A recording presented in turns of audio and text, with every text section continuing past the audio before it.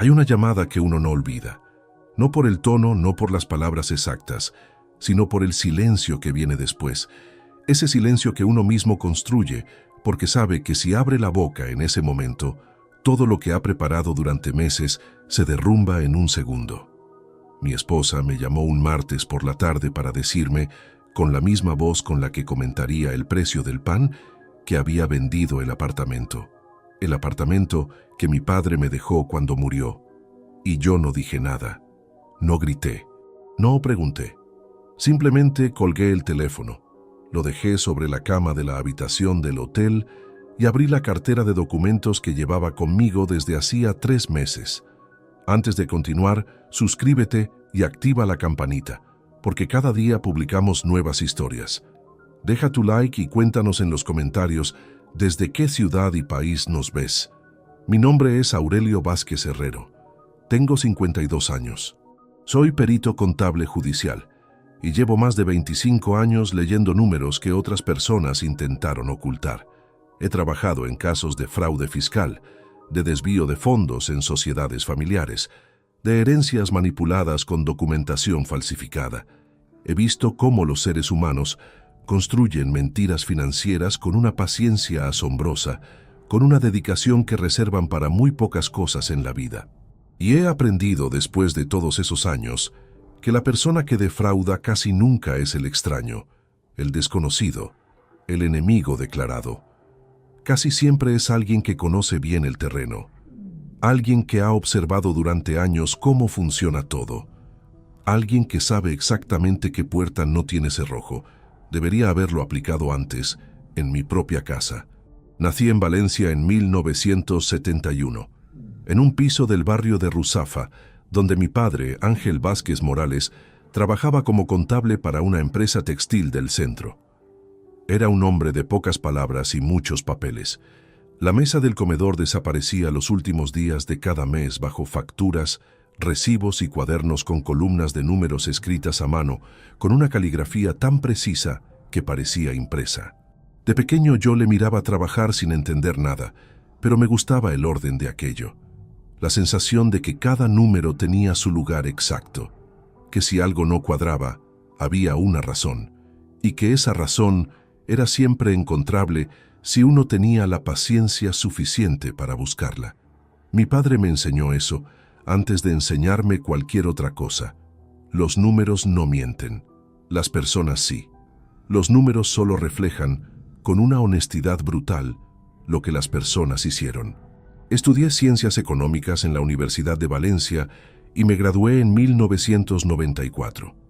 Después de varios años trabajando en una gestoría del centro histórico, aprobé las pruebas para ejercer como perito contable judicial en 1999.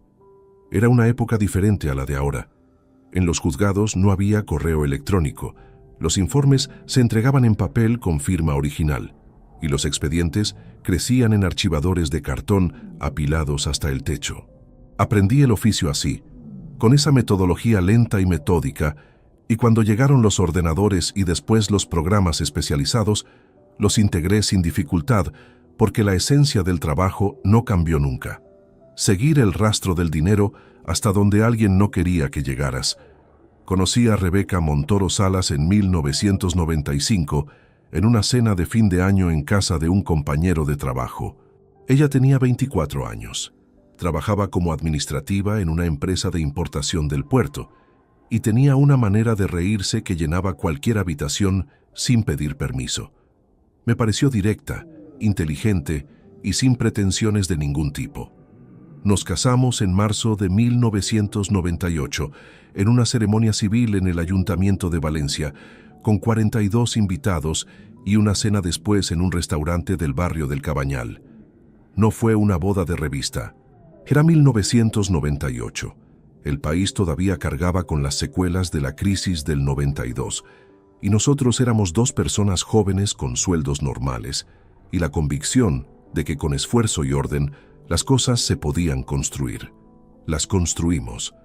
Durante 26 años, Rebeca y yo levantamos una vida que desde fuera parecía sólida y sin fisuras. Tuvimos un hijo, Nicolás, nacido en 2001.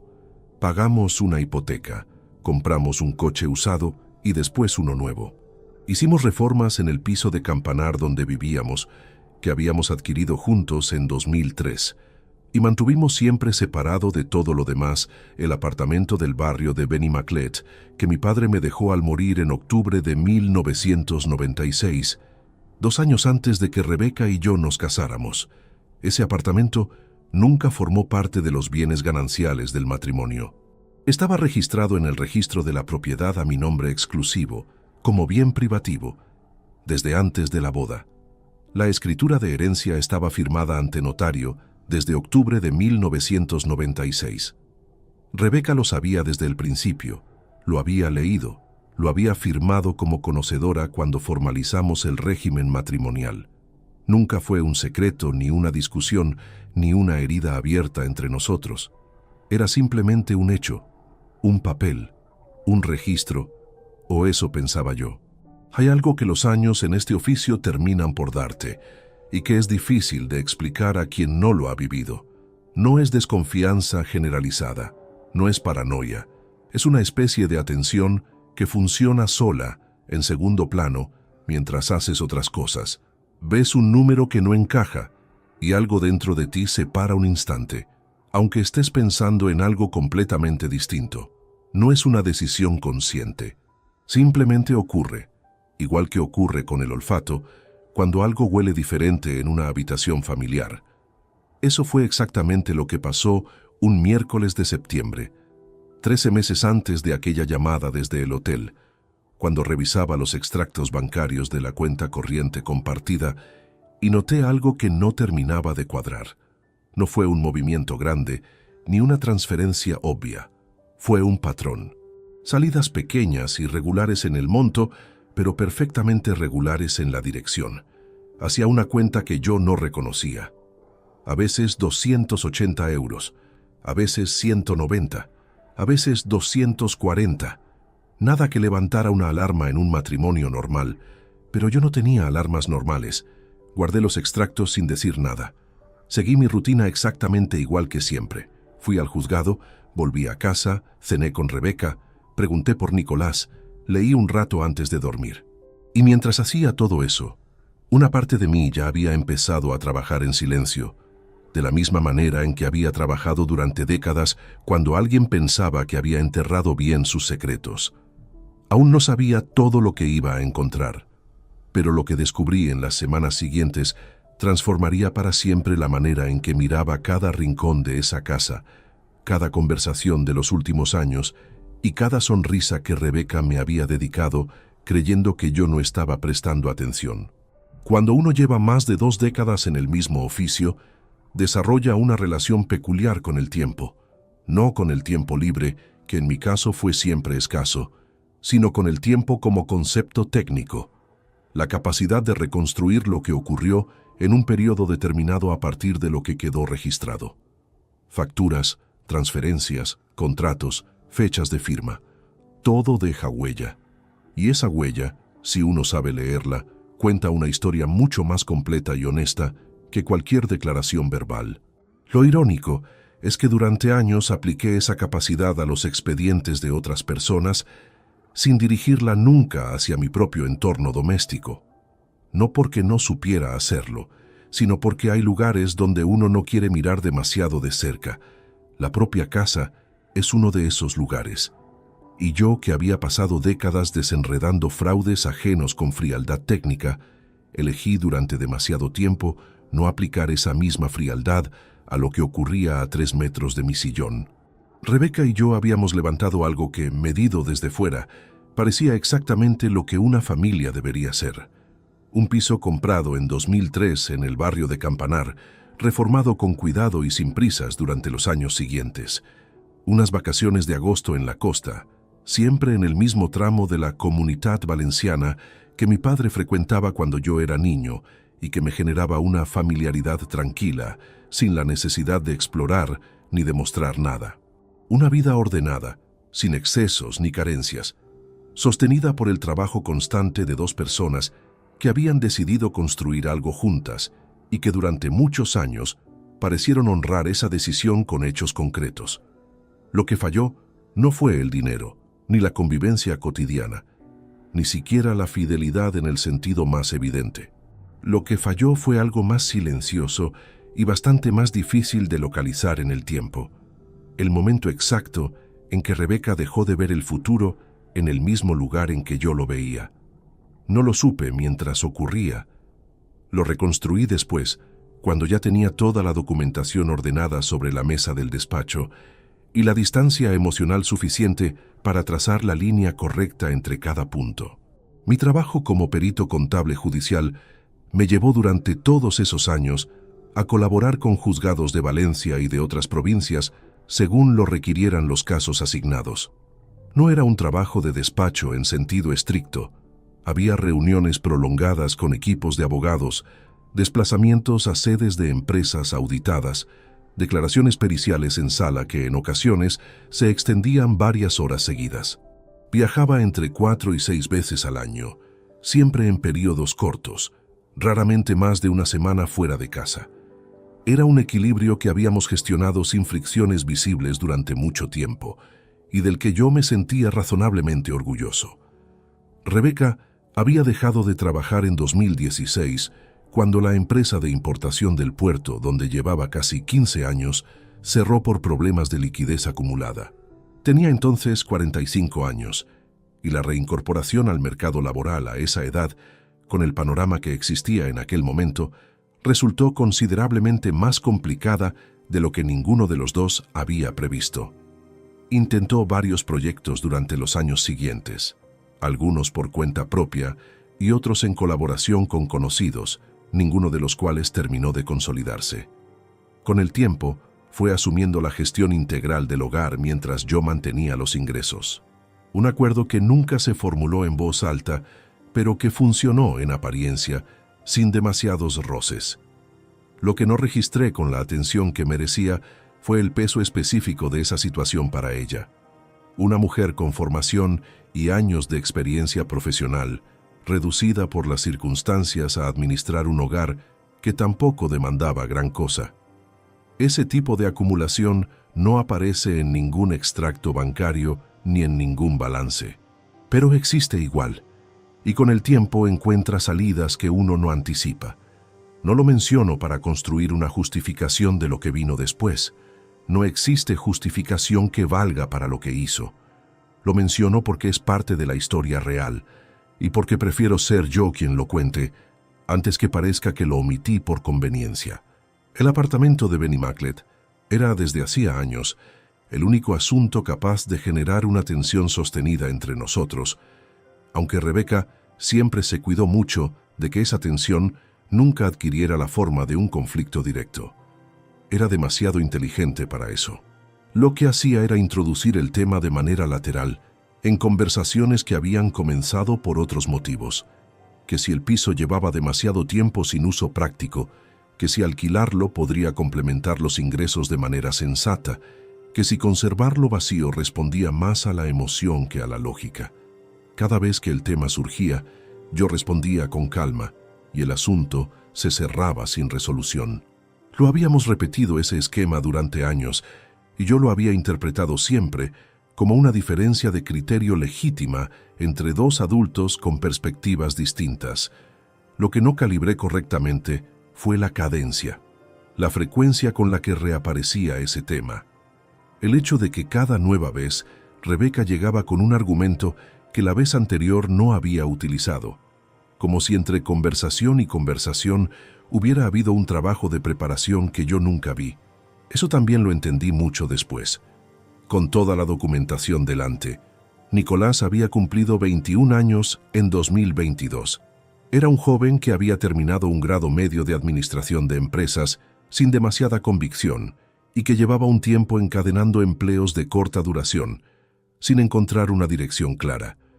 Yo lo observaba con la mezcla de paciencia y preocupación que uno desarrolla cuando quiere que un hijo encuentre su propio rumbo sin imponerle el camino de uno. Le había ayudado económicamente en distintos momentos, probablemente más de lo que era aconsejable, y confiaba en que la experiencia y el tiempo acabarían orientándolo. Lo que no sabía era que durante ese mismo periodo Nicolás había comenzado a operar en plataformas de inversión online para las que no tenía ni la formación ni la experiencia necesarias. El tipo exacto de esquemas que yo había visto hundirse en docenas de expedientes periciales, promesas de rentabilidad rápida, estructuras opacas, dinero que entra fácil y desaparece con la misma facilidad. Y que Rebeca no solo lo sabía desde mucho antes de que yo me enterara de algo, sino que en algún punto de ese camino, madre e hijo habían empezado a buscar soluciones conjuntas sin incluirme en ninguna de esas conversaciones. La primera señal llegó en una cena de un jueves de octubre, sin ningún aviso previo.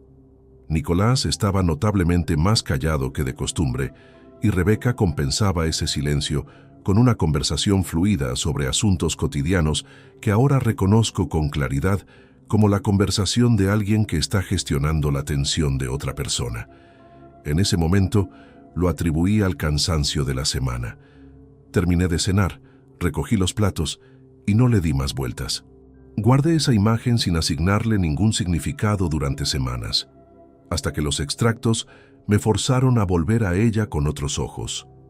Los extractos bancarios tienen una cualidad que la mayoría de las personas no aprecia hasta que los necesita de verdad.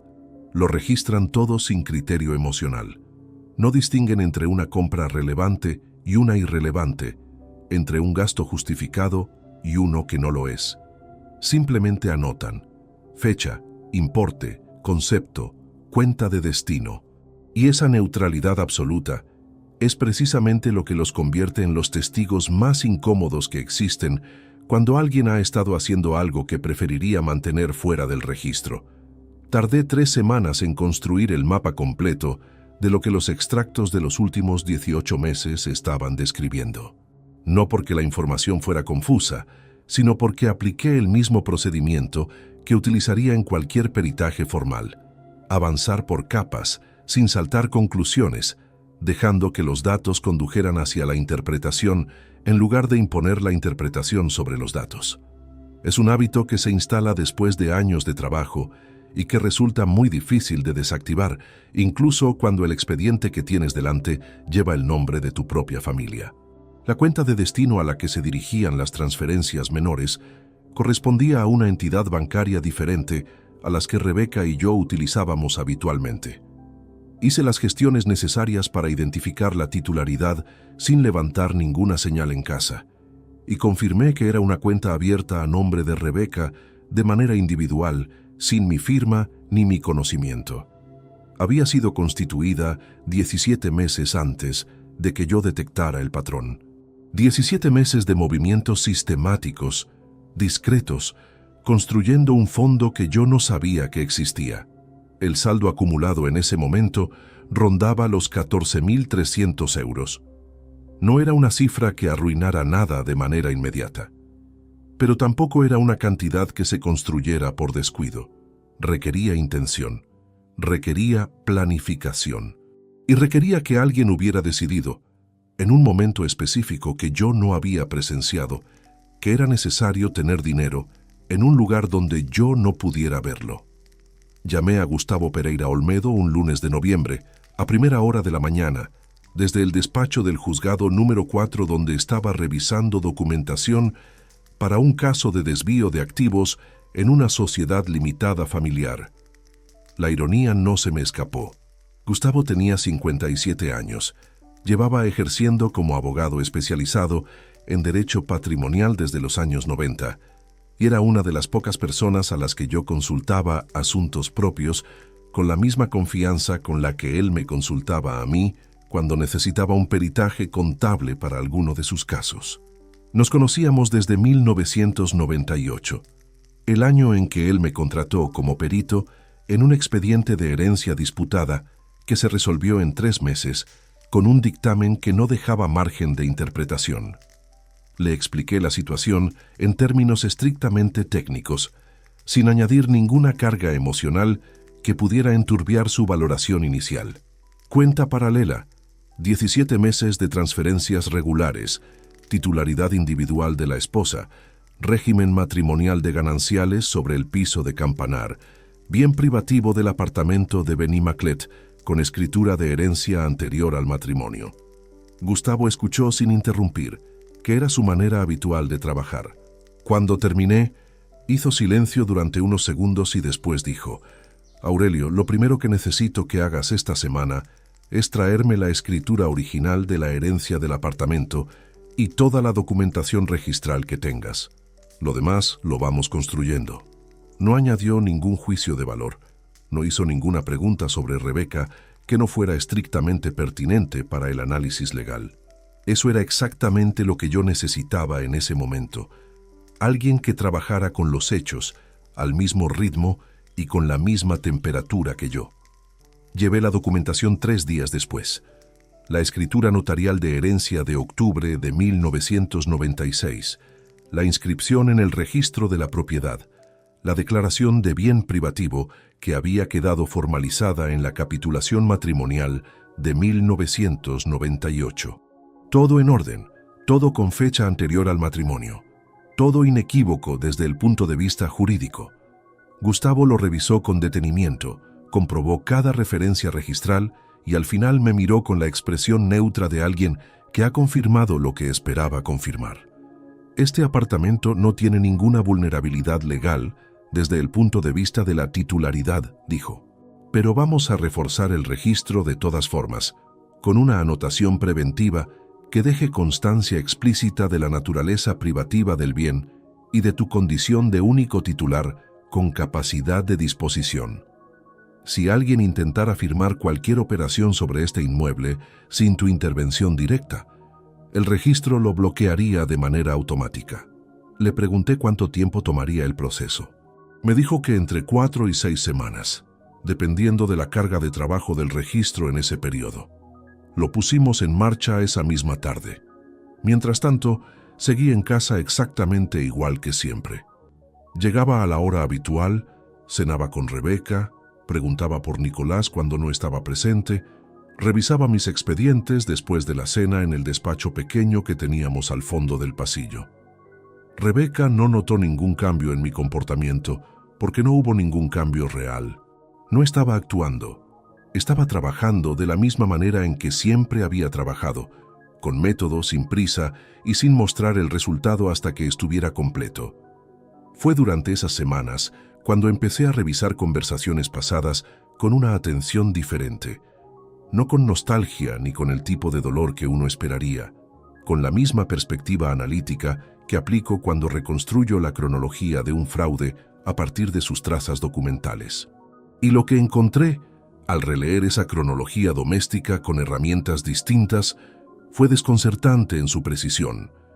Cada vez que el apartamento de Benny Maclet había surgido como tema de conversación en los últimos 2 años, Rebeca había llegado preparada.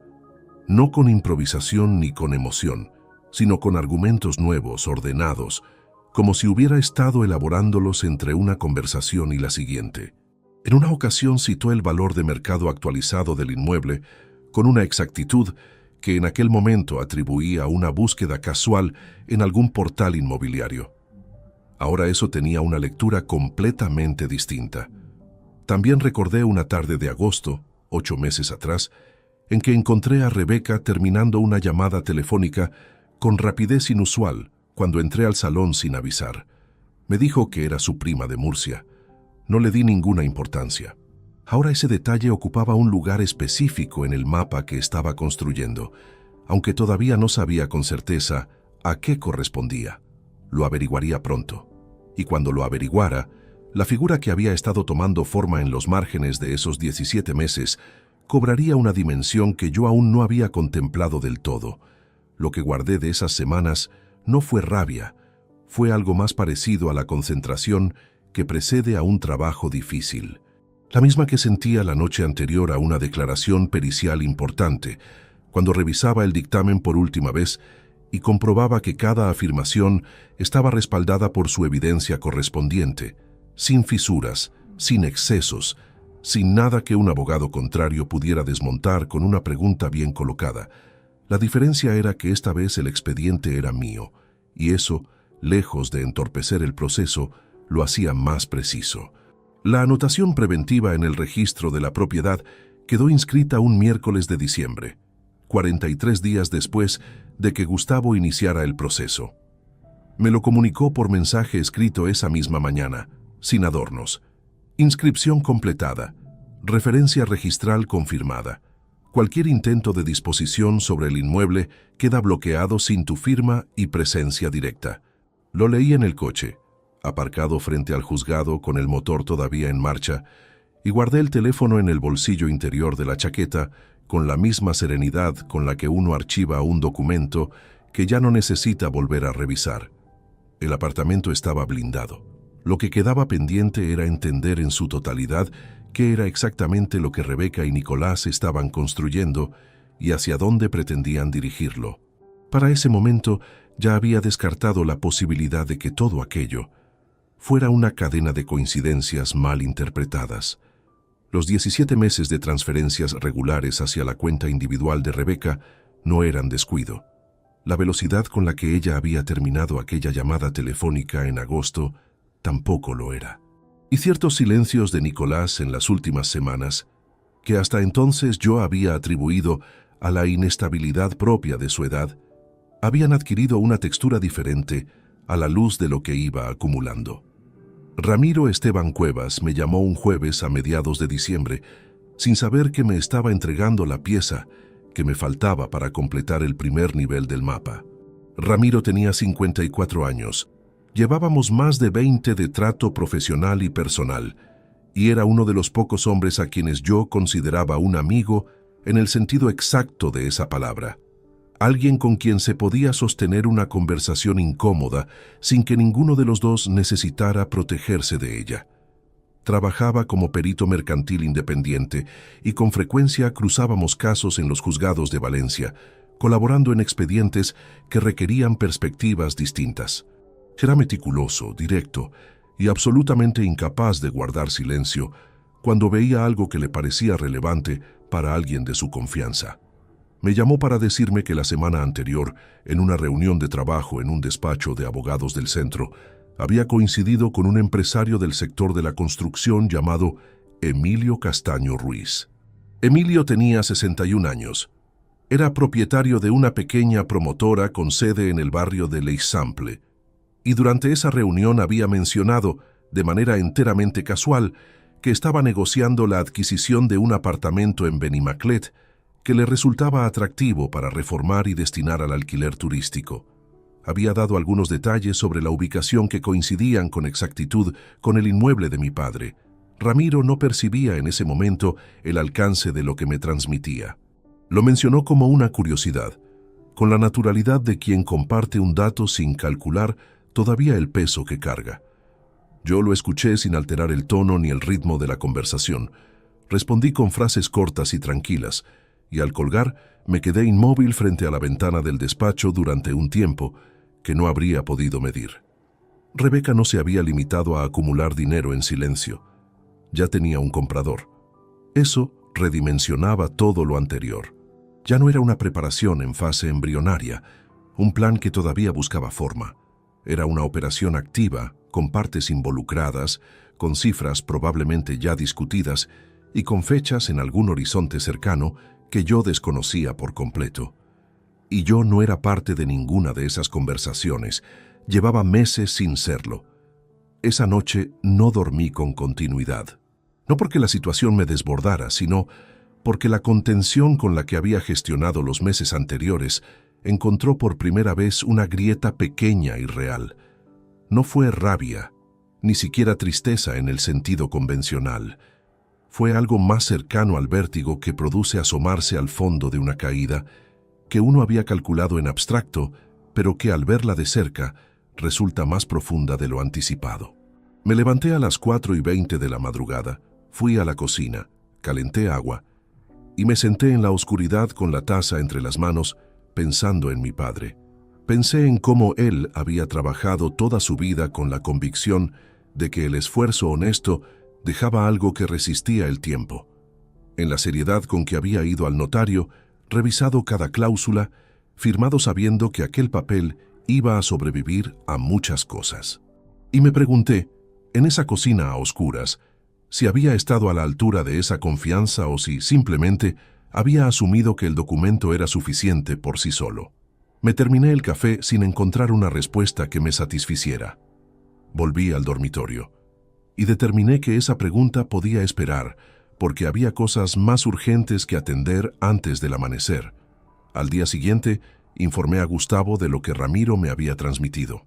Mencioné el nombre de Emilio Castaño Ruiz y el contexto exacto en que había aparecido. Gustavo anotó todo sin comentarios inmediatos y me dijo que verificaría la actividad registral reciente vinculada al inmueble para confirmar si se había iniciado alguna gestión formal de compraventa.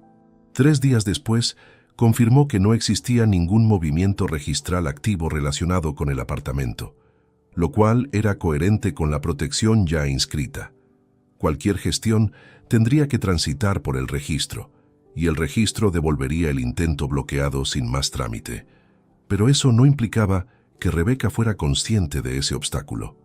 Y precisamente esa ignorancia era lo que Gustavo y yo decidimos dejar intacta. Si Rebeca no sabía que el inmueble estaba protegido de esa forma, continuaría avanzando con la operación con plena convicción. Seguiría negociando con Emilio Castaño, creyendo tener capacidad real de disposición sobre algo que jurídicamente ya no podía tocar. Y en algún punto de ese avance, estamparía su firma en documentos que la comprometían sin ningún respaldo válido detrás. Decidimos no interferir. Documentar, observar y dejar que el proceso completara su propia trayectoria hasta que hubiera material suficiente sobre la mesa. Fue Gustavo quien lo formuló con una precisión que reconocí como suya. En un peritaje, Aurelio, nunca detienes el fraude en el momento en que lo detectas. Lo documentas completo, porque un fraude a medias no condena a nadie. Tenía razón. La había tenido siempre. Lo que ninguno de los dos conocía todavía con exactitud era la cifra total de la operación ni el destino final previsto para ese dinero una vez que llegara. Eso lo averiguaría semanas después, y cuando ocurriera, la imagen que había ido tomando forma durante meses se revelaría en su dimensión completa, con una claridad que no dejaba ningún ángulo sin cubrir ni ninguna duda razonable en pie. Enero llegó con el frío seco que caracteriza los inviernos valencianos en los años en que el tiempo no termina de decidirse entre la lluvia y la helada. Las mañanas amanecían con una claridad engañosa que prometía templanza y entregaba solo viento. Yo salía de casa a las 8:45 como cada día, con el maletín y el termo de café que Rebeca había dejado preparado en la encimera desde siempre, y conducía los 22 minutos hasta el juzgado con la radio encendida a un volumen bajo, sin procesar demasiado lo que decían, dejando que el trayecto funcionara como transición entre el espacio doméstico y el profesional. Era una rutina que había sostenido durante años sin interrogarla. Ahora la sostenía de manera deliberada, como parte de una compostura que ya no era espontánea, sino construida. Fue en la segunda semana de enero cuando encontré el hilo que desataba el nudo completo. Estaba revisando en casa tarde por la noche los movimientos de una cuenta asociada a un expediente de peritaje cuando cometí un error técnico sin consecuencias profesionales, pero con una consecuencia doméstica que no había calculado. Abrí por equivocación una ventana del navegador que Nicolás había dejado activa en el ordenador compartido del salón, el que usaba ocasionalmente cuando pasaba la noche en casa. No era el equipo de trabajo que yo utilizaba habitualmente para los expedientes periciales, sino uno más antiguo que la familia mantenía para usos generales. La pantalla mostraba la interfaz de una plataforma de inversión online. No era de las más conocidas. El nombre no me resultó familiar de inmediato, pero el diseño y la estructura de la página me bastaron para catalogarla en los primeros 10 segundos. El tipo exacto de portal que había visto documentado en 2 expedientes distintos durante los últimos 3 años. Plataformas que operaban en una zona gris regulatoria, con rentabilidades proyectadas que ningún instrumento financiero legítimo podía sostener y con condiciones de retirada de fondos deliberadamente opacas en la letra pequeña. No cerré la ventana. La examiné durante 20 minutos con la meticulosidad que el hallazgo requería. La cuenta correspondía a Nicolás. El historial visible mostraba operaciones iniciadas 19 meses atrás, en un momento en que él debía tener 21 años recién cumplidos. Las primeras entradas eran modestas, compatibles con los ahorros que podría haber acumulado con sus empleos anteriores. Después, con una progresión que reconocí de inmediato como el patrón clásico del inversor inexperto que confunde la suerte inicial con habilidad, los montos comenzaron a crecer. Y a partir de un punto de inflexión, situado aproximadamente 8 meses después de la primera operación, la dirección se invirtió de manera sostenida y sin recuperación visible. El saldo que aparecía en pantalla era negativo en la representación contable que la plataforma utilizaba para reflejar las posiciones abiertas.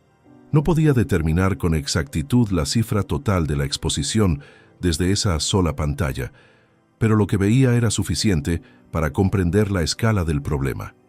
Cerré la ventana, dejé el ordenador exactamente como lo había encontrado y subí al despacho del fondo del pasillo.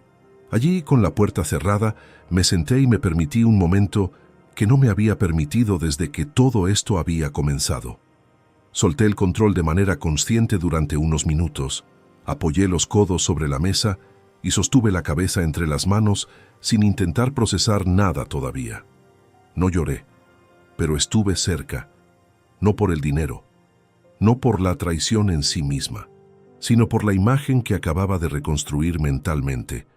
Un chico de 21 años tomando decisiones financieras que no comprendía, hundiéndose progresivamente en un agujero que se había ido ensanchando durante meses y eligiendo en algún momento de ese descenso acudir a su madre en lugar de a su padre, que era precisamente el profesional que habría podido sacarlo de esa situación con el conocimiento técnico adecuado y sin ningún juicio previo. Esa elección me dijo más sobre el estado real de nuestra relación que cualquier otra cosa que hubiera descubierto hasta entonces. Me recuperé en unos 20 minutos. Volví a la mesa con un cuaderno y anoté todo lo que había visto, con el nivel de detalle que la memoria me permitía.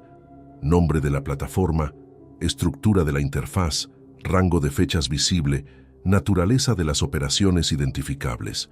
Al día siguiente trasladé esa información a Gustavo, con la misma frialdad técnica que había aplicado a cada paso anterior. Gustavo tardó 4 días en confirmar lo que ya intuíamos. A través de los canales que su ejercicio profesional le permitía consultar, y con la colaboración discreta de un colega especializado en derecho financiero llamado Félix Ondina Bravo, de 49 años, que había trabajado en casos similares de plataformas de inversión no reguladas, estableció que la deuda real acumulada por Nicolás ascendía a 87.000 euros. No era una estimación aproximada. Era la cifra que surgía de cruzar los datos disponibles con la metodología que Félix aplicaba habitualmente en ese tipo de expedientes. 87.000 euros. Para contextualizarlo, era más del triple de lo que Nicolás había ganado en total a lo largo de todos sus empleos combinados desde los 18 años. Gustavo me explicó también, con la precisión que le caracterizaba, que parte de esa deuda estaba formalizada a través de contratos que, aunque cuestionables en su origen, tenían validez civil suficiente para generar reclamaciones reales contra Nicolás si los acreedores decidían ejercerlas. No era una deuda abstracta ni un saldo virtual, era un pasivo concreto con posibles consecuencias patrimoniales directas. La siguiente pieza llegó 4 días después a través de Ramiro, que había mantenido contacto puntual con Emilio Castaño en el contexto profesional en que se habían conocido. Sin que Emilio supiera que me concernía directamente, Ramiro supo que el precio acordado para la compraventa del apartamento era de 240.000 euros y que Rebeca había solicitado que el pago se estructurara con una entrada inicial de 32.000 euros en el momento de la firma del contrato privado y el resto a la firma de la escritura pública ante notario. 240.000 euros. Suficiente para cubrir la deuda de Nicolás, saldar la cuenta paralela que Rebeca había ido construyendo durante 17 meses y disponer de un remanente que yo no podría rastrear una vez transferido fuera del circuito doméstico. La operación estaba diseñada con una coherencia que habría merecido más respeto si no hubiera estado construida sobre un bien que no les pertenecía. Lo que me quedó grabado con más fuerza de todo aquello no fue la magnitud de la cifra ni la extensión temporal de la preparación. Fue el hecho de que en ningún momento, en ninguna de las conversaciones que Rebeca y yo habíamos sostenido a lo largo de todos esos meses, ella hubiera abierto una grieta mínima para decirme que su hijo estaba en problemas, que la familia que yo creía sostener tenía una fractura que alguien había decidido ocultar antes que reparar. Eso era lo que no tenía arreglo con papeles ni con resoluciones judiciales. La construcción de un informe pericial contable no es un ejercicio de recopilación, es una arquitectura. Cada dato tiene un lugar específico determinado por su relevancia probatoria, su relación con los demás elementos del expediente y su capacidad para resistir el escrutinio de un letrado contrario en sala. He elaborado más de 140 dictámenes a lo largo de mi carrera, y he aprendido que la diferencia entre un informe que sostiene una posición jurídica y uno que se desmonta en el primer contrainterrogatorio no reside en la cantidad de información que contiene, sino en la solidez de la cadena lógica que la conecta. El informe que empecé a construir en febrero no tenía como destinatario ningún juzgado todavía. Era, en esta primera fase, un instrumento privado de ordenación, una manera de trasladar al papel todo lo que había recopilado durante los meses anteriores bajo la misma metodología formal que aplicaría a cualquier expediente profesional, para verificar que no existían huecos en la cadena de evidencias y que cada afirmación estaba respaldada por su documento correspondiente. Trabajé en él durante 3 semanas, exclusivamente en el despacho del fondo del pasillo, siempre después de medianoche, cuando Rebeca dormía. No utilizaba el ordenador compartido del salón ni ningún dispositivo vinculado a redes domésticas que ella pudiera eventualmente revisar. Usaba el portátil cifrado que empleaba para los peritajes judiciales, con acceso restringido por contraseña y sin conexión a las cuentas de correo familiares. El informe comenzaba, como todos los míos, con la delimitación del objeto de análisis y el período auditado. 18 meses de actividad financiera en las cuentas identificadas, con fecha de inicio retroactiva al momento en que los primeros movimientos irregulares se registraron. A continuación establecía la metodología aplicada. Cruce de extractos bancarios, de la cuenta corriente compartida con los de la cuenta individual de Rebeca, identificada por su número de referencia completo. Análisis de la periodicidad, los importes y los patrones de transferencia. Cotejo con los gastos domésticos habituales para establecer la proporción de los fondos desviados respecto al flujo económico total del hogar. Lo que ese cotejo reveló con una nitidez que no admitía matices era que el dinero acumulado en la cuenta paralela no procedía de ahorros personales de Rebeca ni de ingresos propios que yo desconociera.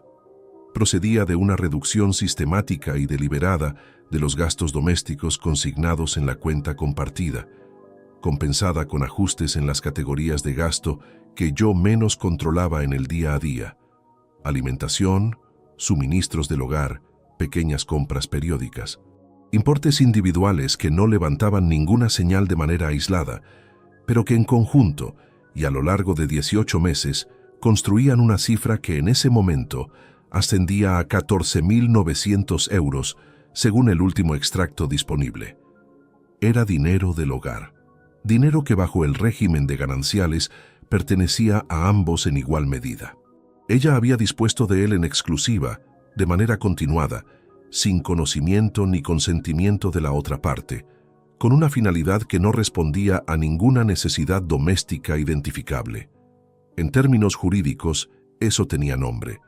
Gustavo lo leyó completo en una tarde de un jueves de febrero, sentado frente a mí en su despacho del centro histórico, con una taza de café que fue dejando enfriar mientras pasaba las páginas. Al terminar dejó el informe sobre la mesa, juntó las manos y dijo: «Esto es un documento pericial de primera categoría, Aurelio. Cualquier juez de lo civil lo admitiría sin objeción en el estado en que está». Le respondí que todavía no era el momento de presentarlo en ningún sitio, que lo que necesitaba era completar la documentación con lo que aún estaba pendiente, la firma del contrato privado de compraventa entre Rebeca y Emilio Castaño, que según la información de Ramiro, debía producirse en las semanas siguientes. Ese documento sería la pieza que convertiría todo lo anterior en un expediente cerrado, sin ninguna laguna que un abogado defensor pudiera explotar después. Gustavo asintió y añadió algo que no me esperaba. He investigado a Emilio Castaño Ruiz con cierto detalle, porque necesitaba saber con quién estábamos tratando en términos de perfil. Es un empresario con actividad real y contrastable, sin antecedentes de litigios relevantes en el registro. Pero hay un rasgo en su manera de operar que conviene tener presente. Es un hombre con aversión declarada al conflicto jurídico.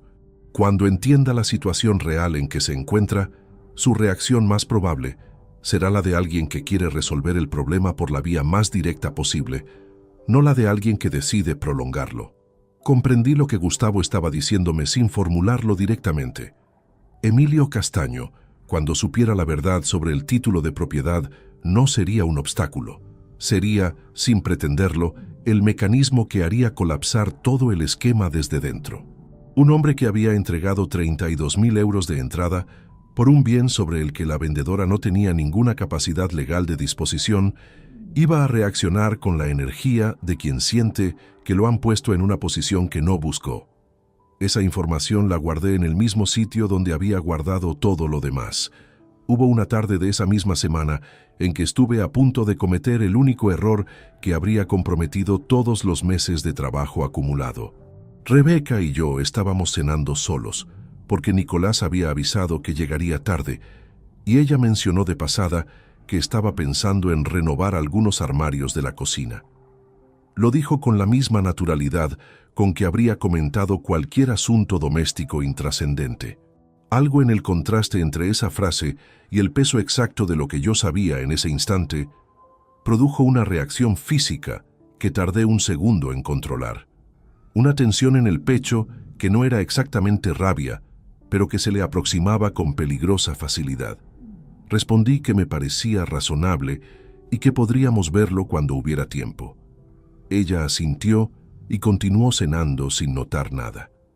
Esa noche, ya solo en el despacho, me quedé mirando la pared durante un rato, sin encender el ordenador. Pensé en los años anteriores sin buscar un inventario sentimental de ellos, sino con la sobriedad de quien necesita entender cómo algo llegó a este punto. Rebeca no había sido siempre la persona que estaba describiendo en ese informe. Hubo años en que fue leal, presente y honesta, con la misma convicción con que yo creí serlo. El momento exacto en que eso cambió no lo tenía localizado con precisión, y esa incertidumbre era la única parte del expediente que ninguna metodología contable podía resolver. No me quedé demasiado tiempo en ese territorio. Era un lujo que las circunstancias no podían costear. Volví al informe, revisé las últimas páginas por cuarta vez, verifiqué que la numeración de los anexos documentales era correlativa y sin saltos, y cerré el portátil pasadas las 2 de la madrugada. Faltaban días para que Rebeca firmara un contrato que no tenía ninguna validez legal, y cuando lo hiciera, cada hora invertida en ese expediente encontraría su lugar exacto en la secuencia que había estado construyendo desde el principio, con la misma paciencia con que mi padre construyó el papel que lo había hecho posible todo. El contrato privado de compraventa fue firmado un martes de la tercera semana de febrero, en un despacho de gestoría del barrio de Ruzafa que Emilio Castaño utilizaba habitualmente para sus operaciones inmobiliarias. Rebeca acudió sola, sin avisarme de nada, como si fuera una diligencia más dentro de una jornada cualquiera. Lo supe por Ramiro esa misma tarde, que lo había sabido a través de un contacto en el entorno profesional de Emilio. Me lo comunicó con un mensaje escueto. Se firmó hoy. 32.000 de entrada ya transferidos.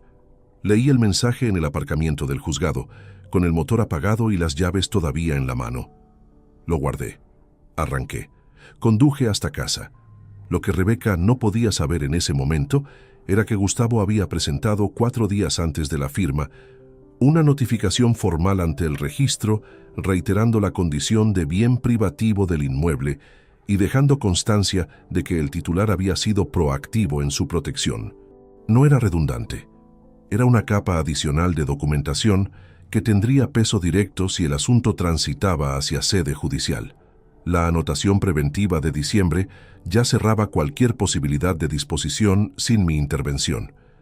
Esta notificación añadía un rastro fehaciente de intencionalidad que ningún abogado defensor podría ignorar. El contrato que Rebeca había estampado con su firma no tenía ningún efecto jurídico sobre el apartamento, pero sí lo tenía sobre ella misma. Había contraído frente a Emilio Castaño una obligación civil que carecía de respaldo real. Y los 32.000 euros transferidos como señal eran dinero concreto que había salido de la cuenta de un comprador de buena fe a cambio de algo que nadie tenía autorización para entregarle. Esa cadena, que Rebeca creía estar construyendo a su favor, estaba cerrándose sobre sí misma sin que ella lo percibiera. En los días siguientes, noté en casa algo que no habría sabido describir a quien no conociera bien a esa mujer. Una ligereza nueva, difusa, que se colaba en pequeños gestos cotidianos. Cocinaba con una dedicación que llevaba tiempo sin ver. Retomó el hábito de ver películas por la tarde que había abandonado años atrás, y por las noches dormía con una profundidad que yo notaba en su respiración cuando me levantaba. Era la calma específica de quien cree haber resuelto algo que llevaba tiempo pesando. Nicolás pasó por casa ese fin de semana con una energía igualmente inusual. Durante la cena del sábado, habló más de lo acostumbrado. Mencionó que estaba valorando opciones de formación para el otoño, que quería reorientar su trayectoria profesional. Respondí con el interés habitual de un padre que escucha, hice preguntas concretas, seguí el hilo de lo que contaba. Y mientras lo hacía, registraba internamente cada frase en el contexto exacto que ahora tenía para leerlas. Era la versión de Nicolás que emergía cuando la presión que cargaba encontraba una salida en el horizonte. Fue esa misma semana cuando el juzgado número 7 de lo mercantil de Madrid me requirió como perito externo para un caso de auditoría contable en una empresa del sector logístico. El encargo tenía un peso específico que no se declina. La magistrada responsable era conocida por sus estándares elevados en materia pericial, y el volumen del expediente era de los que dejan huella en el currículo profesional. Serían 4 días fuera de Valencia, con alojamiento en un hotel del centro de Madrid. Comuniqué el viaje a Rebeca con la naturalidad de siempre. Ella respondió que bien, que ya organizaría la semana. Ninguna reacción que se apartara del marco habitual. Pero esa noche, ordenando la documentación del caso madrileño, caí en algo que no había calculado del todo hasta ese instante. 4 días de ausencia eran, desde la perspectiva de Rebeca, una ventana sin supervisión directa. Un período en el que podría gestionar con mayor comodidad los pasos siguientes con Emilio Castaño, coordinando los detalles de la escritura pública que ambos esperaban formalizar en breve. No me generó inquietud, porque sabía que ningún notario podía proceder sin mi presencia y mi firma, pero me confirmó que los tiempos se habían comprimido más de lo que había estimado inicialmente. Llamé a Gustavo pasadas las 11 de esa noche. Le informé del viaje, de las fechas exactas, del hotel donde estaría alojado. Le pedí que mantuviera activa la vigilancia registral durante esos días y que me notificara cualquier movimiento, por menor que fuera. Gustavo confirmó que así lo haría y añadió que tenía preparado un escrito listo para presentar en el momento en que yo diera la autorización, la demanda civil completa, con el informe pericial y la documentación registral como cuerpo probatorio principal. Solo faltaba la orden. Salí hacia Madrid un lunes a primera hora. Maletín habitual. El termo de café en la mano. La cartera de documentos que llevaba conmigo desde hacía meses, guardada en el compartimento interior junto con el dictamen del caso madrileño. Rebeca estaba en la cocina cuando me fui. Le dije hasta el jueves. Ella respondió que tuviera buen viaje. La puerta del ascensor se cerró con el mismo sonido metálico de todos los lunes anteriores. Lo que llevaba en esa cartera, además del expediente profesional, era la escritura original de herencia de mi padre, la documentación registral completa y una copia impresa del informe pericial que había construido durante semanas de trabajo nocturno. Rebeca no lo sabía. No tenía por qué saberlo. Hay información cuyo valor depende precisamente de que no circule antes de tiempo. Los 3 primeros días en Madrid transcurrieron con la concentración que requería el encargo. El expediente era denso, la magistrada precisa en sus demandas y el equipo de letrados competente. Por las noches, en la habitación del hotel con el escritorio iluminado por el flexo de la mesita, terminaba el trabajo del día y después abría la cartera con los documentos propios. Los revisaba despacio, sin buscar nada nuevo. Era un ritual más parecido a la verificación que a la consulta. La misma comprobación que hace un cirujano antes de entrar a quirófano, no porque dude del procedimiento, sino porque la precisión no se improvisa. La tarde del cuarto día, a las 3:17, el teléfono vibró sobre la mesa de reuniones.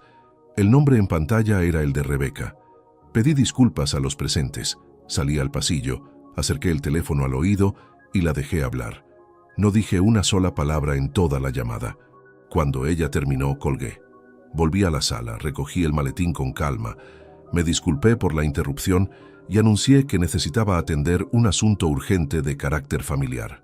Bajé al vestíbulo del edificio judicial, me senté en uno de los bancos de la entrada y saqué la cartera. Extraje el documento que Gustavo y yo habíamos preparado meses atrás. Lo leí por última vez desde la primera línea hasta la firma del notario al pie. Todo estaba exactamente donde debía estar. Desde el banco del vestíbulo del edificio judicial, con la cartera sobre las rodillas y el documento de Gustavo en la mano, hice 2 cosas en el orden exacto en que las había planeado desde que aquel martes de febrero el contrato privado quedó firmado. Primero llamé a Gustavo. Contestó al segundo tono como si hubiera estado esperando. Le dije únicamente: «Acaba de llamarme. Dijo que ya está hecho». Hubo una pausa de 3 segundos al otro lado. No de sorpresa, sino de quien confirma mentalmente la posición de cada pieza antes de mover la primera. «Entendido», respondió. «Esta tarde presento la demanda. Mañana a primera hora tenemos número de expediente». Colgamos. Después me quedé sentado un momento con el teléfono en la mano, mirando el rectángulo de luz que entraba por las puertas de cristal del edificio. Había autobuses. Había gente cruzando la acera con abrigos de invierno. La ciudad seguía exactamente igual que 10 minutos antes, cuando yo todavía estaba en una sala de reuniones, revisando asientos contables de una empresa de logística que no tenía ninguna relación con mi vida. Marqué el número de Emilio Castaño Ruiz. No lo conocía personalmente. Nunca habíamos coincidido. Tenía su número porque Ramiro me lo había facilitado semanas atrás, cuando la situación lo hacía necesario, con la discreción que caracterizaba todo lo que Ramiro hacía cuando estaba ayudando a alguien de verdad. Lo había guardado en la agenda con un nombre neutro, sin apellidos, por si Rebeca en algún momento revisaba el teléfono. Emilio tardó 4 tonos en contestar. Voz grave, dicción directa, el tono de alguien que atiende llamadas de números desconocidos con cautela, pero sin hostilidad inmediata. «Buenas tardes», dije. «Mi nombre es Aurelio Vázquez Herrero. Soy el propietario registral del apartamento de Benimaclet que usted ha firmado adquirir esta semana». Silencio. No el silencio de quien no entiende. El silencio de quien comprende de golpe que algo que creía resuelto acaba de abrirse bajo sus pies. Continué sin darle tiempo a formular una respuesta que todavía no tenía. «No le llamo para generarle ningún problema. Le llamo porque usted tiene derecho a saber, antes de que esto avance más, que el bien sobre el que ha firmado ese contrato es de mi titularidad exclusiva desde 1996, acreditada en el registro de la propiedad con fecha anterior a mi matrimonio, y que ninguna persona distinta a mí tiene capacidad legal de disposición sobre él. El contrato que usted firmó esta semana no tiene validez jurídica, y la señal que entregó tampoco tiene respaldo real en ninguna transacción que pueda perfeccionarse». Otro silencio, más largo esta vez. Cuando habló, la voz había cambiado de textura. No era pánico, era la concentración específica de un hombre de negocios que acaba de identificar la magnitud exacta del terreno en que está parado. Me está diciendo que ella no era la propietaria. No era una pregunta. Era una constatación dicha en voz alta, para acabar de asimilarla. Le estoy diciendo exactamente eso, respondí, con la precisión que el registro de la propiedad respalda en cada uno de sus términos. Le di el número de referencia registral. Le di el nombre del notario que había certificado la escritura de herencia en 1996. Le di el número de expediente de la anotación preventiva inscrita en diciembre. No porque necesitara convencerle, sino porque un hombre de su perfil, según lo que Gustavo me había descrito, procesaba la realidad en términos documentales, no emocionales, y darle esos datos era la manera más eficaz de que el cuadro completo le llegara en el menor tiempo posible. Lo escuché anotar. Escuché el ruido de algo que se dejaba sobre una superficie dura, probablemente un bolígrafo. Y después, escuché algo que no había anticipado en la misma forma en que ocurrió. Una exhalación contenida que no llegó a ser ninguna de las palabras que intentaba ser, seguida de un silencio que duró exactamente lo suficiente para que yo comprendiera que Emilio Castaño estaba procesando no solo la información jurídica, sino también el hecho de que había depositado 32.000 euros en una operación construida sobre un título que no existía. «Voy a llamarla ahora mismo», dijo al fin. «Es su decisión», respondí. «Le informo únicamente de los hechos, para que pueda actuar con conocimiento real de la situación». Colgamos. Subí a la habitación del hotel.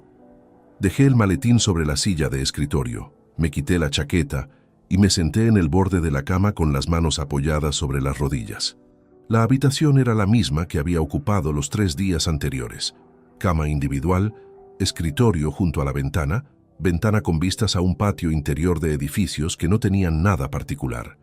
Había pasado 3 noches en esa habitación revisando expedientes con la concentración de siempre, y en ese momento, ese espacio impersonal era exactamente el lugar correcto para lo que acababa de ocurrir.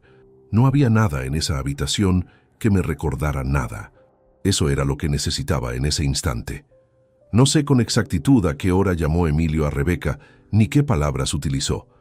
Lo que supe después, a través de la reconstrucción que pude hacer en los días siguientes, con la información que Gustavo fue recibiendo por distintos canales, fue que la conversación entre ellos fue breve, directa y completamente desprovista de cortesía una vez que Emilio comenzó a hablar.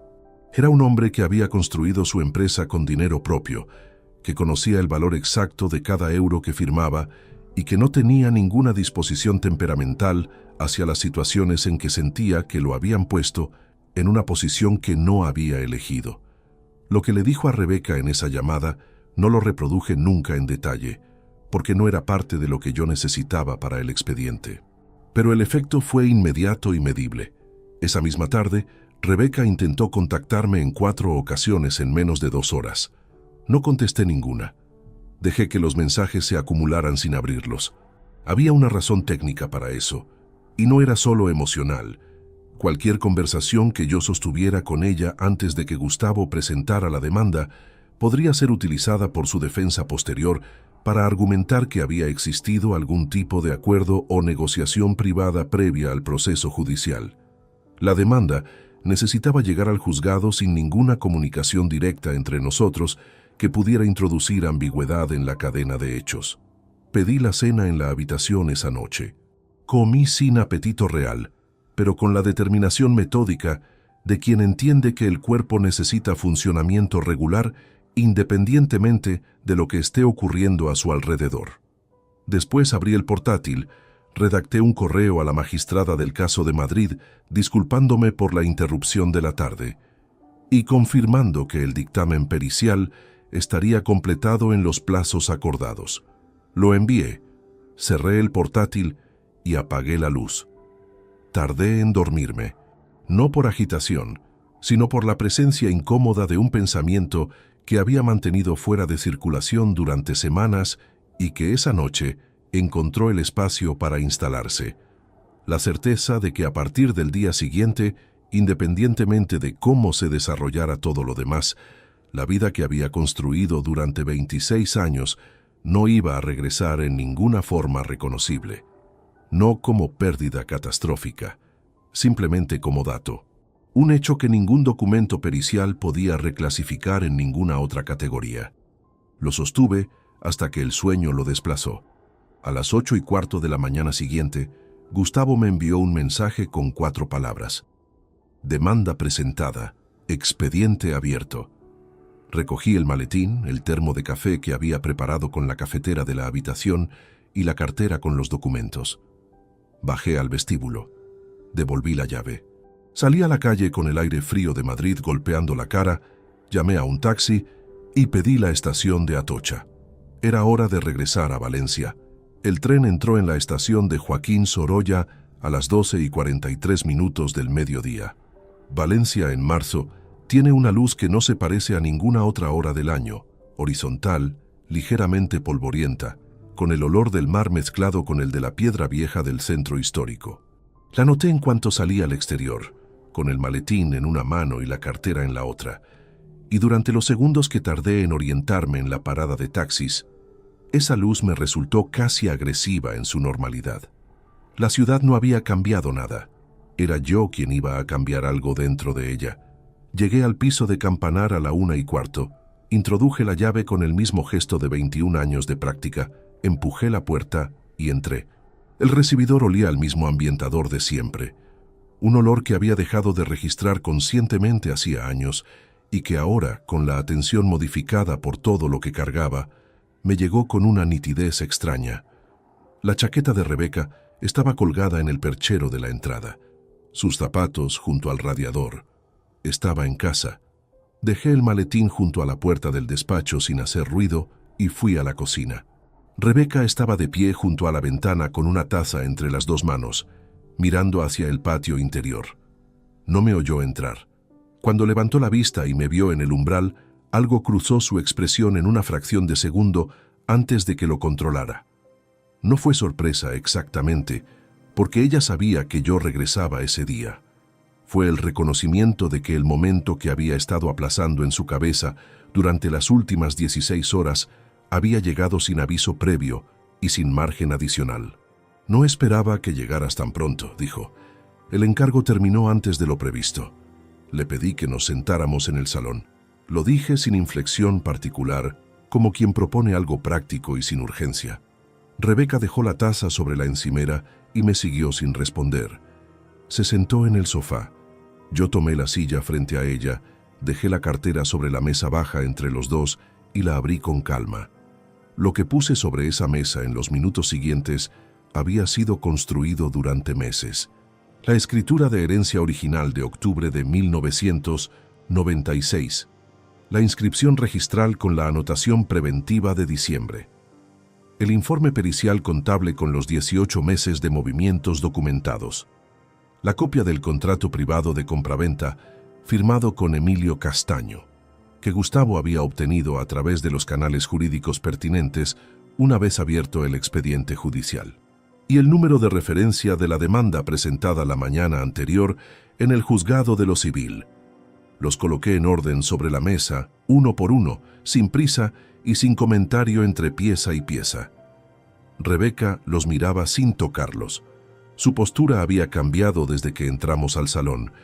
Ya no era la tensión de quien anticipa un conflicto, sino algo más parecido al estado de quien está calculando con rapidez qué queda todavía en pie y qué ya no tiene sentido defender. Aurelio, empezó. Déjame terminar, respondí. No con dureza, con la precisión de quien sabe que cada interrupción en una declaración pericial desplaza el foco de lo que importa hacia lo que no lo importa. Expliqué cada documento en el orden en que estaba dispuesto sobre la mesa. La escritura, naturaleza privativa del bien, fecha de inscripción, condición de titular exclusivo, la anotación preventiva, finalidad, fecha de inscripción, efecto de bloqueo automático sobre cualquier operación de disposición intentada sin mi intervención, el informe contable, metodología aplicada, período auditado, cifra total desviada hacia la cuenta individual, Calificación jurídica de la conducta documentada. El contrato de compraventa. Ausencia de validez jurídica. Obligación civil contraída sin respaldo real. Posición en que eso colocaba a Emilio Castaño como parte perjudicada de buena fe. Hablé durante 16 minutos sin que ninguno de los dos elevara la voz. La única vez que Rebeca intentó interrumpir fue cuando llegué al informe contable, con un "eso no es lo que parece", que quedó suspendido en el aire sin completarse, porque ella misma sabía, mientras lo pronunciaba, que era exactamente lo que parecía. Ante ese silencio a medias no añadí nada, simplemente esperé un instante y continué. Cuando terminé, el salón quedó en un silencio que no era el silencio del acuerdo ni el del agotamiento compartido. Era el silencio de un espacio donde una versión de los hechos ha sido presentada con tal solidez documental que no deja margen para otra versión alternativa que pueda sostenerse en pie más de 30 segundos. Rebeca tardó en hablar. Cuando lo hizo, había dejado atrás la frase a medias del principio y había llegado a un lugar distinto en su propio proceso interno. Su voz era más baja que de costumbre, y por primera vez, desde que nos sentamos, no estaba mirando los papeles, sino directamente a mí. Nicolás estaba en un problema muy serio, dijo. No encontraba la manera de decírtelo. Podías habérmelo dicho directamente a mí. Sabía cómo ibas a reaccionar. No lo sabías, respondí. Calculaste cómo querías que reaccionara y decidiste que esa respuesta no te convenía. Eso no es lo mismo. Ella no contestó a eso. Lo que siguió durante los 40 minutos posteriores no fue una discusión en el sentido habitual. Fue un proceso de descomposición gradual, de una posición construida sobre la premisa de que yo nunca llegaría a saber nada, o que si lo descubría sería demasiado tarde para que tuviera consecuencias reales. Rebeca transitó por distintos registros con una cadencia que yo había visto antes, no en contextos domésticos, sino en sala durante declaraciones periciales. Primero, la negación parcial de los hechos más graves, después, la justificación de los motivos como atenuante, después, el desplazamiento del foco hacia las circunstancias externas, como si eso modificara la naturaleza de lo documentado, y finalmente, el reconocimiento callado de que ninguna de esas capas resistía el peso de lo que tenía dispuesto sobre la mesa. En ningún momento lloró. Lo registré sin emitir juicio. Era un dato como cualquier otro.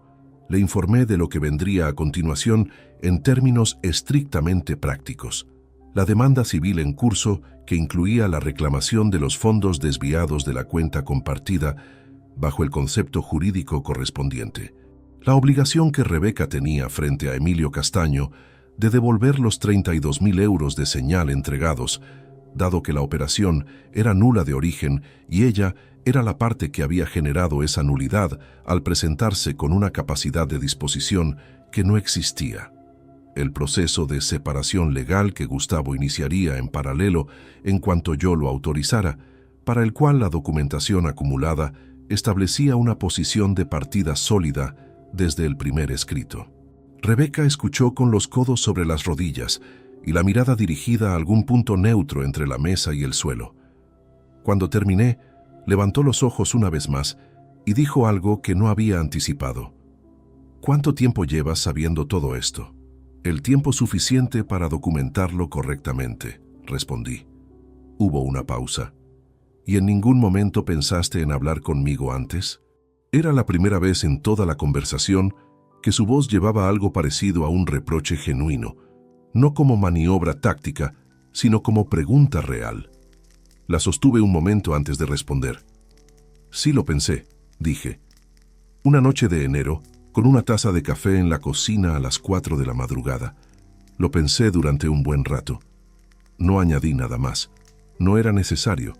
Recogí los documentos de la mesa en el orden inverso al que los había dispuesto, los guardé en la cartera y la cerré. Me levanté, tomé el maletín del pasillo y fui al despacho del fondo. Cerré la puerta con suavidad. Dentro, me senté frente al escritorio y permanecí inmóvil durante un tiempo que no medí. No había euforia. No había el tipo de alivio que uno imagina cuando ha planificado una situación durante meses y finalmente la ejecuta.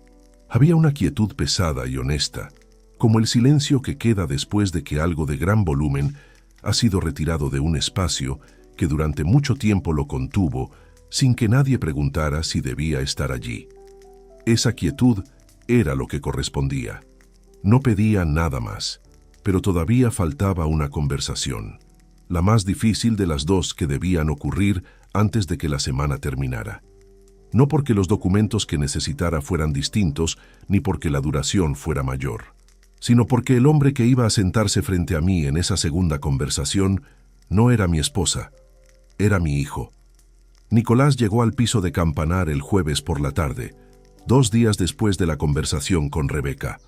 Le había pedido que viniera por mensaje, con una frase sin adornos, que necesitaba hablar con él en persona antes del fin de semana. No especifiqué sobre qué. Él respondió que vendría el jueves después de las 6. Llegó a las 6:20. Entró con su llave, como siempre había hecho, y me encontró en el despacho del fondo con la puerta abierta.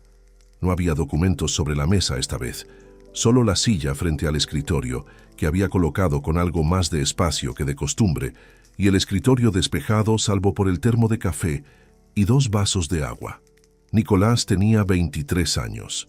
Era un joven de complexión delgada, con el pelo oscuro de su madre y una manera de moverse que desde pequeño había sugerido más inquietud que energía.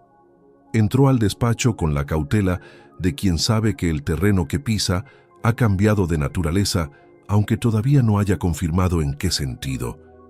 Se sentó sin que yo tuviera que pedírselo. Lo miré durante un momento antes de hablar. No como examen ni como presión táctica, simplemente como el último instante en que era posible ver a ese hombre joven sin el peso específico de lo que estaba a punto de decirse entre nosotros. Sé todo lo que ha ocurrido, dije, no como suposición, como hecho documentado. Nicolás abrió la boca y la cerró. Intentó un yo no que no llegó a ningún sitio, porque su propio sentido de lo que era sostenible se lo impidió antes de que terminara la segunda palabra.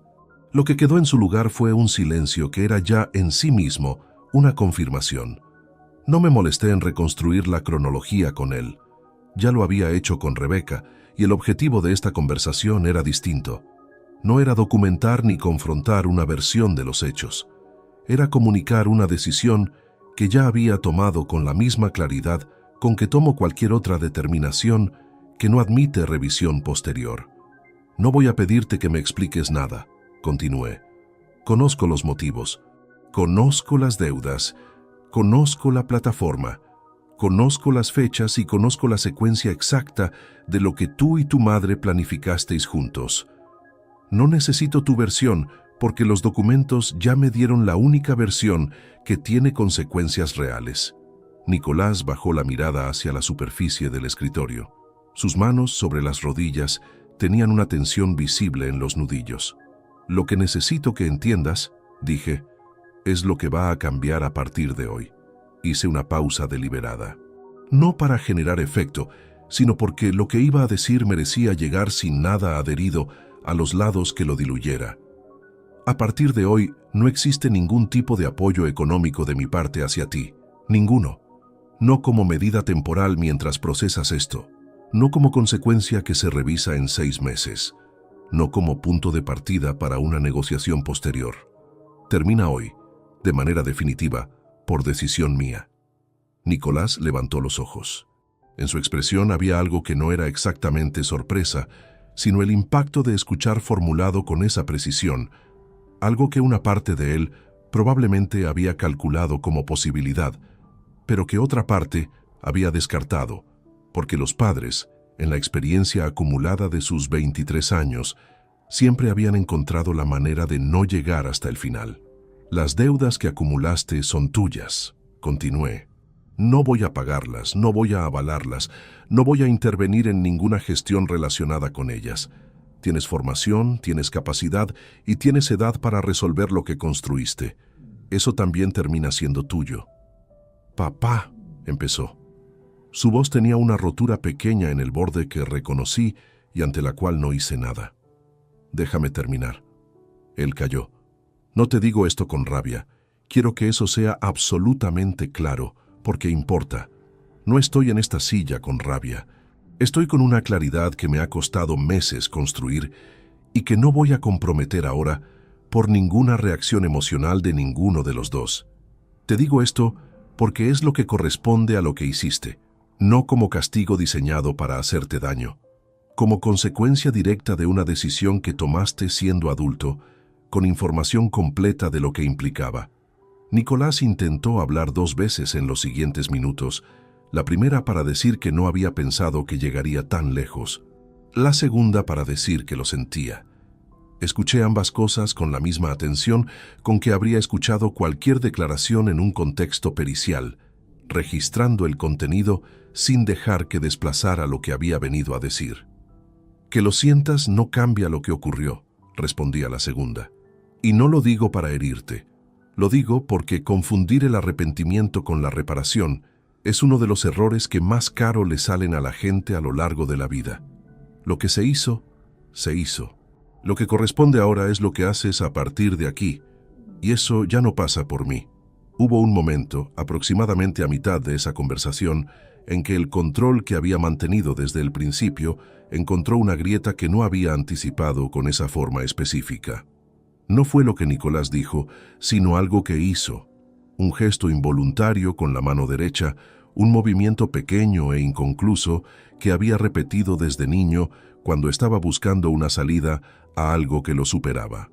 Lo había visto cientos de veces en 22 años, sobre deberes de colegio, sobre discusiones por llegar tarde, sobre decisiones que no sabía cómo tomar. Y en ese momento, ese gesto diminuto y exactamente familiar en la mano de un hombre de 23 años que había conspirado contra su propio padre, me golpeó con una precisión que ninguno de los documentos de la cartera había tenido. Lo contuve, pero tardé más de un segundo en conseguirlo. Y ese segundo fue el único que no controlé del todo en toda la conversación. Continué. Puedo seguir siendo tu padre en términos de lo que eso significa emocionalmente. Si tú decides en algún momento del futuro que quieres construir algo distinto a lo que hay hoy entre nosotros, esa posibilidad no la cierro, pero no va a ser yo quien la abra, y no va a ocurrir mientras no exista algo concreto y sostenido en el tiempo que justifique reabrirla. Una conversación no basta, una disculpa no basta. Lo que pasó aquí requiere algo que tarda años en construirse, si es que se construye. Nicolás asintió con la cabeza inclinada. No levantó los ojos del escritorio en los minutos siguientes. Cuando terminé de hablar, el despacho quedó en un silencio que era diferente al de la conversación con Rebeca. Más pesado en un sentido que no tenía que ver con la cantidad de documentos ni con la gravedad jurídica de lo discutido. Más pesado porque en esa silla no había una esposa con quien los vínculos ya estaban rotos, desde mucho antes de que los papeles lo formalizaran. Había un hijo.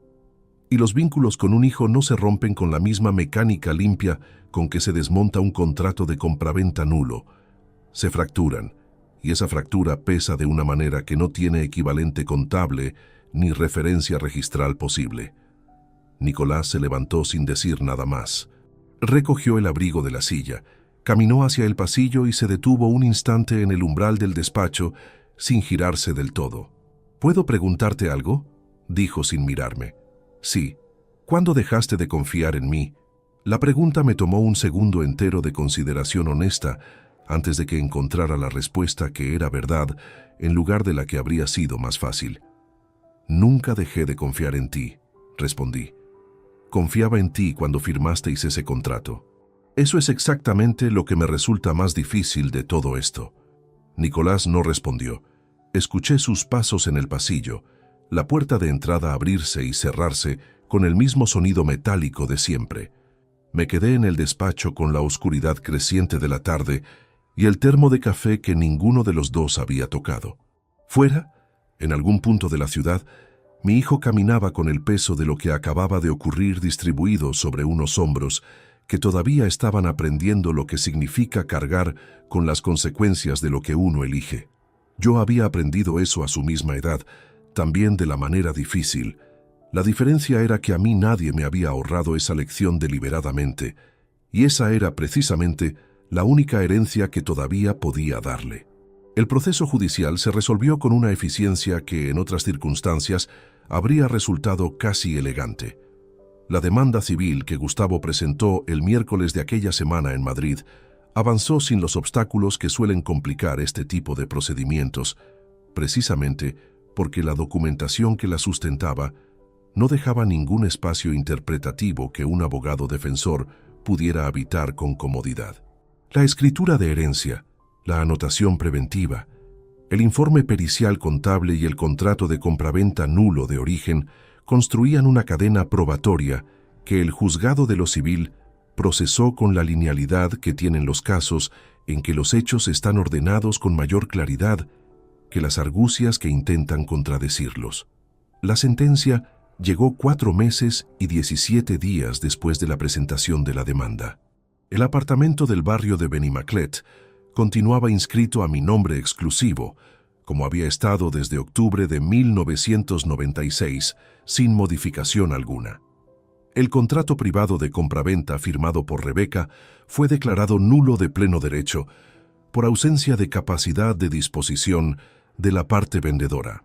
Rebeca quedó obligada a reintegrar a Emilio Castaño Ruiz los 32.000 euros entregados como señal con los intereses legales correspondientes al período transcurrido desde la fecha de pago, y los 14.900 euros acumulados en la cuenta individual durante 17 meses fueron reconocidos jurídicamente como fondos gananciales dispuestos unilateralmente, con la consecuencia patrimonial correspondiente dentro del proceso de separación que avanzaba en paralelo.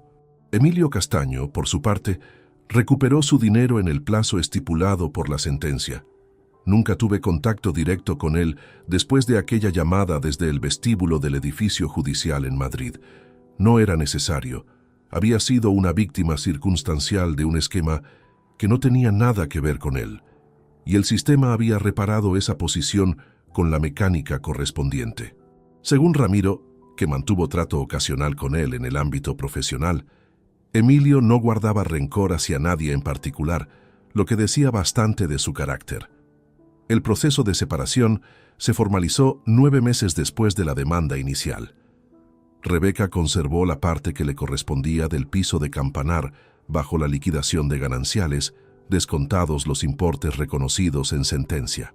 Yo conservé el despacho del fondo del pasillo por el tiempo que fue necesario hasta que cada cosa encontró su lugar natural en una vida reorganizada desde los cimientos. Me instalé en el apartamento de Benimaclet en octubre de aquel año.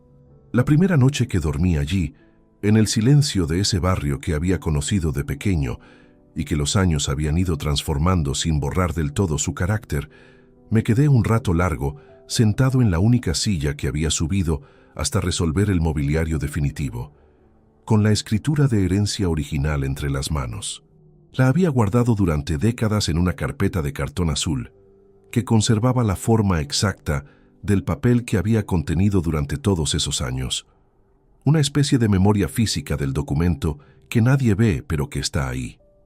La sostuve con la misma atención con que la había leído en el despacho de Gustavo, en el coche del aparcamiento del juzgado, en la habitación del hotel en Madrid, sobre la cama con la cartera abierta a mi lado. Pero esta vez no la leía buscando información técnica ni verificando referencias registrales. La leía de otra manera, con la distancia que solo da haber recorrido el camino completo desde un extremo hasta el otro.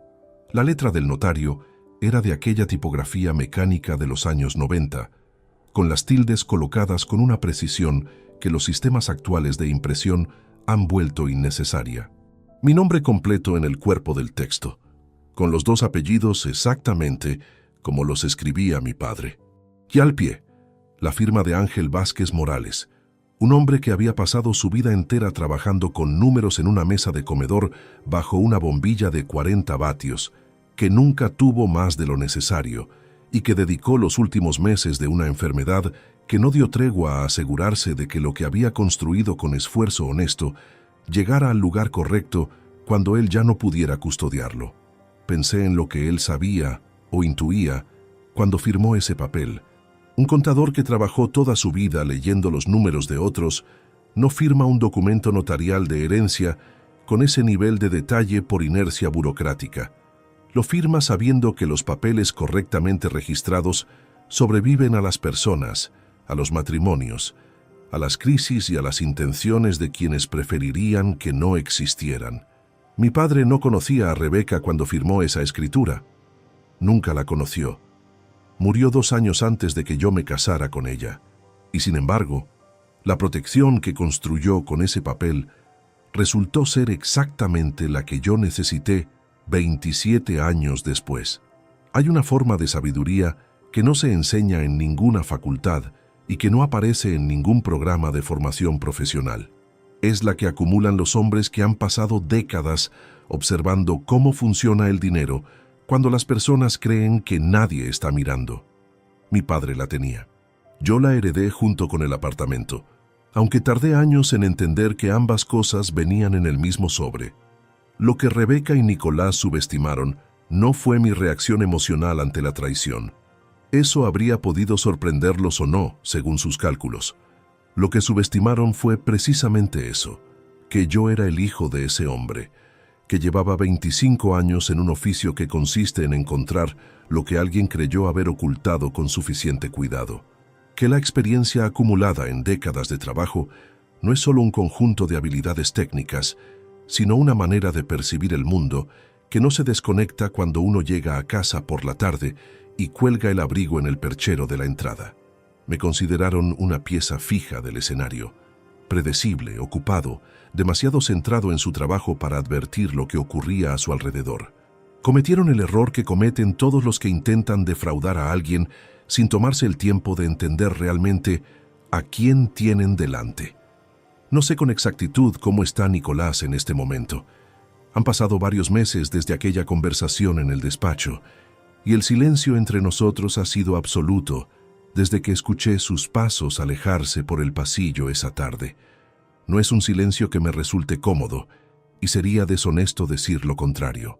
Hay mañanas en que lo primero que pienso al despertar es en ese gesto de su mano derecha, durante nuestra última conversación, y en las mañanas en que ese recuerdo llega con más fuerza que el café, lo dejo estar sin intentar resolverlo, porque hay cosas que no se resuelven y que tampoco se olvidan. Lo que espero, sin poder hacer nada concreto para que ocurra, es que la dureza de lo que recibió de mí ese jueves por la tarde sea algún día, en algún punto lejano de su vida, la pieza que le faltaba para construir algo que de verdad le pertenezca, no lo que intentó conseguir con el dinero de un apartamento que nunca fue suyo, algo levantado con su propio trabajo, sin atajos, sin esa clase de préstamos invisibles que se cobran de maneras que nadie anticipa cuando los acepta. Eso es lo que uno desea para un hijo, aunque el hijo haya hecho todo lo posible por merecerse otra cosa. Una semana después de instalarme en el apartamento, encontré en el fondo de un cajón del dormitorio un objeto que no recordaba haber guardado allí. Una regla de madera pequeña, de las que mi padre usaba para trazar columnas en sus cuadernos de contabilidad antes de que los ordenadores hicieran ese trabajo innecesario. Debía haberla dejado allí años atrás, en alguna de las visitas esporádicas al apartamento, para revisar su estado, sin prestar atención. La sostuve un momento, con el peso liviano de algo que no tiene ningún valor medible, pero que concentra en su forma simple toda una manera de entender el trabajo y la vida que alguien me transmitió antes de irse. Mi padre trazaba columnas con esa regla para que los números quedaran en su sitio exacto, para que nada se desplazara, para que al final de la página todo cuadrara con la misma honestidad con que había comenzado. Yo había hecho lo mismo, con otras herramientas, en un escenario que él nunca habría imaginado para mí, pero con exactamente el mismo principio al que él le había dedicado una vida entera. Los números no mienten, las personas sí, y un hombre que aprendió eso de pequeño, en una mesa de comedor bajo una bombilla de 40 vatios, tiene siempre, tarde o temprano, la última columna a su favor. Si esta historia te ha gustado, apóyanos con un like, suscríbete al canal y déjanos tus opiniones en los comentarios. Para escuchar la siguiente historia, haz clic en la caja que aparece a la izquierda. Gracias por acompañarnos.